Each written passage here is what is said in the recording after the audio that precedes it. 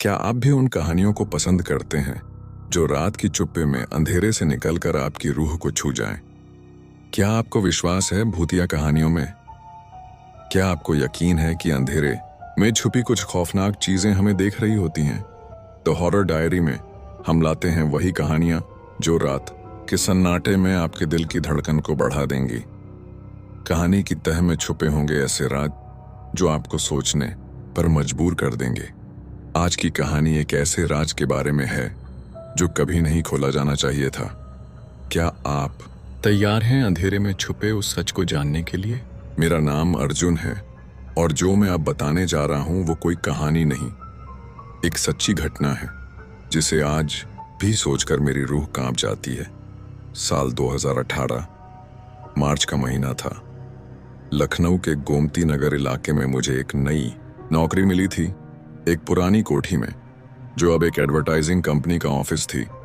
नाम था उस कोठी का कोठी नंबर 29। बाहर से देखने में शानदार, लेकिन अंदर से जैसे कोई वक्त में जमी हुई जगह हो।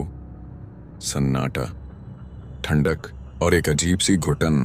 पहले दिन ही चौकीदार ने मुझे अजीब निगाहों से देखा। बोला, साहब देर तक मत रुकना, यहाँ शाम ढलने के बाद इस कोठी में कुछ और भी जागता है। मैं हंसा और उसे टाल गया। पर शाम को जब ऑफिस में सिर्फ मैं बचा था तभी पहली बार कुछ अजीब महसूस हुआ। नीचे बेसमेंट से किसी के चलने की आवाज आई। मैं चौंका क्योंकि वहां कोई था ही नहीं और गार्ड खुद बाहर बैठा था। हिम्मत करके मैं नीचे गया। हर सीढ़ी के साथ दिल की धड़कन तेज होती गई। बेसमेंट का दरवाजा अंधेरे में डूबा था। मैंने मोबाइल का टॉर्च जलाया और जैसे ही नीचे पहुंचा किसी ने पीछे से मेरा कंधा पकड़ लिया। मैं जोर से पलटा, लेकिन पीछे कोई नहीं था। बस हवा में एक ठंडी सांस की आहट थी। डर तो लगा, पर मैंने खुद को समझाया कि शायद वहम होगा, लेकिन वो सिर्फ शुरुआत थी। कोठी नंबर 29 का असली चेहरा अभी बाकी था। उस रात के बाद मैं हर दिन थोड़ा ज्यादा बेचैन रहने लगा था। कोठी की दीवारें मुझे घूरती थीं, जैसे कोई हर पल मुझे देख रहा हो। एक दिन ऑफिस की पुरानी फाइलें चेक करते हुए मेरी नजर एक ड्रॉअर पर पड़ी। उस पर जंग लगा ताला था और किसी ने उस पर लाल स्याही से लिखा था, मत खोलना। पर जिज्ञासा इंसान से बड़ी होती है। मैंने ताले को तोड़ दिया। अंदर जो था उसने मेरी जिंदगी बदल दी। एक पुरानी डायरी, उस कोठी में पहले काम करने वाली लड़की की। नाम था नैना। डायरी के पन्ने स्याही से नहीं, खून से सने हुए लगे। हर लाइन चीखती हुई लगती थी। वो हर रात मेरे पास आता है। मैं छुपती हूं लेकिन वो जानता है मैं कहां हूं। मैं डर गया, लेकिन वहीं एक पेज पर कुछ अजीब लिखा था। बेसमेंट की दरार में जो बंद है वो इंसान नहीं। मैं बेसमेंट की उस दीवार के पास गया। दीवार की निचली ईंटें सीलन से सड़ चुकी थीं और उनमें एक हल्की सी दरार थी। मैं झुका और दरार में झांका। अंधेरे में किसी की आंखें चमक रही थीं और तभी पूरी दीवार जोर से हिली, जैसे कोई उसे अंदर से तोड़ रहा हो। मैं डर के मारे पीछे गिर पड़ा और एक साया, बिल्कुल इंसान जैसा, लेकिन उसकी गर्दन एक तरफ मुड़ी हुई थी, धीरे धीरे दीवार से बाहर निकलने लगा। मैं भागा बिना पीछे देखे। सीढ़ियां चढ़ते हुए लगा जैसे किसी ने मेरा पैर पकड़ लिया हो। मैं गिरा और सिर पर चोट लगी। आंखें खुली तो मैं अपने कमरे में था, लेकिन सवाल यही था, मुझे वहां से कौन लाया? और उस दिन के बाद से मेरी हर रात बदल गई। मैं अकेला नहीं था, उस कोठी में कोई और भी रहता था। उस रात के बाद मैं पूरी तरह बदल गया था। नींद तो जैसे मुझसे दूर हो गई थी। हर करवट पर लगता कोई पास बैठा है, देख रहा है। अगले दिन ऑफिस पहुंचा तो चौकीदार ने मेरी शक्ल देखकर पूछा, साहब आपने बेसमेंट की दीवार तो नहीं खोली? मैंने चौंक कर उसकी आंखों में देखा। क्यों? मैंने पूछा। उसने सिर्फ एक बात कही, उस दीवार में जो था उसे किसी ने 1999 में बंद किया था। 1999। यानी लगभग 20 साल पहले मुझे वो डायरी याद आई। नैना की आवाज जैसे कानों में गूंज उठी। वो हर रात मेरे पास आता है। मैंने ऑफिस की पुरानी फाइलें खंगालना शुरू की। एक फोटो मिली, स्टाफ की ग्रुप फोटो। उसमें एक चेहरा ऐसा था जिसे देखकर मेरी सांसें थम गईं। वही चेहरा, वही टेढ़ी गर्दन, वही साया जो मैंने बेसमेंट में देखा था। उसके नीचे नाम लिखा था, रवि मलिक, असिस्टेंट मैनेजर।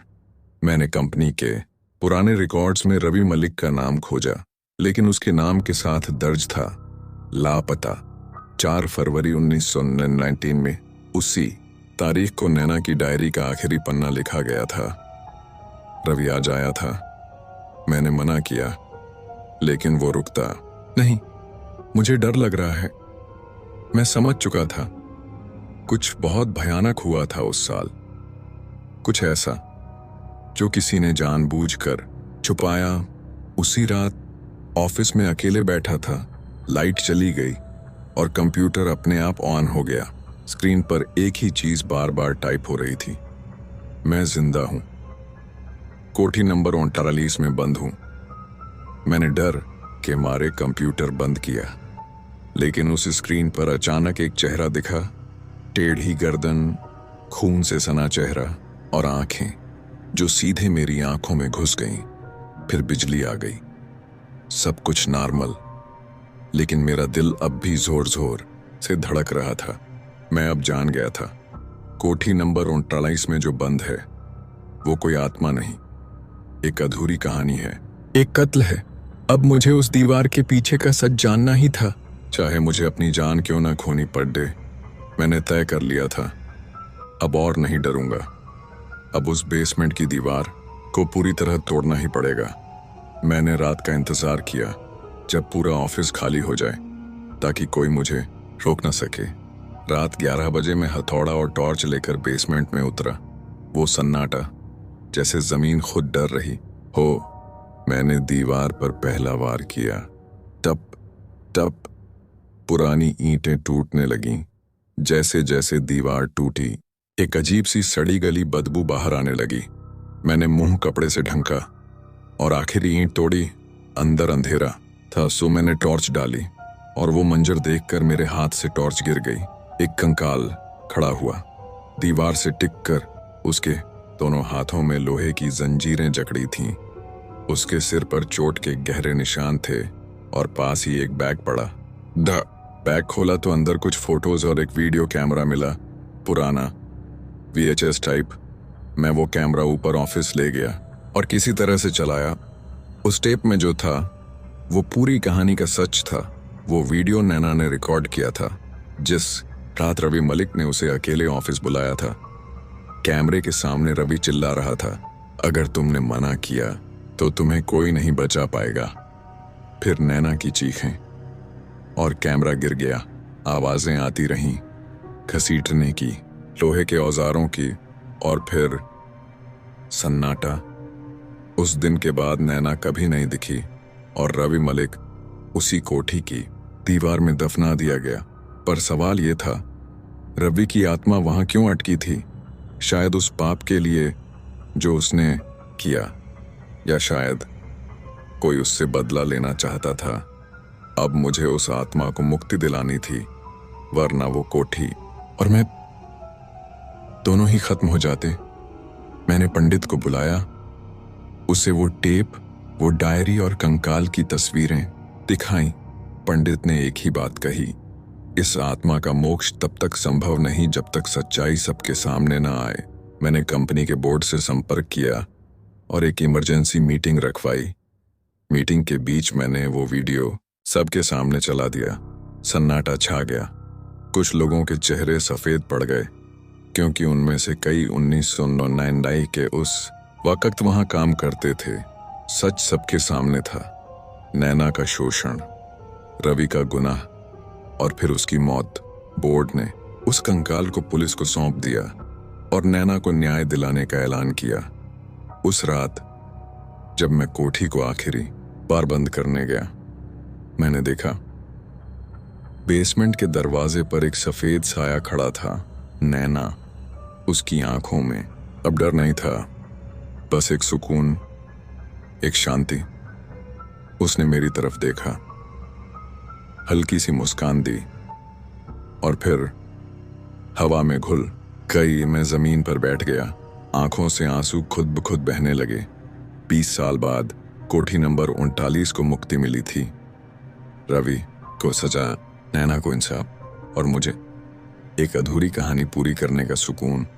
अब जब भी उस सड़क से गुजरता हूँ, कोठी नंबर 29 वीरान है, लेकिन अब डर नहीं लगता, क्योंकि मैं जानता हूँ अंधेरे में छुपे सच को उजाला हमेशा जीतता है। अगर आपको ये कहानी डर और सस्पेंस से भरपूर लगी तो यकीन मानिए, अगली कहानी और भी खतरनाक है। द हॉरर डायरी पर हर रोज मिलती हैं ऐसी ही भूतियां और रूह कंपा देने वाली कहानियां, जो आपको नींद में भी सताएंगी। तो क्या आप तैयार हैं अगली कहानी के लिए?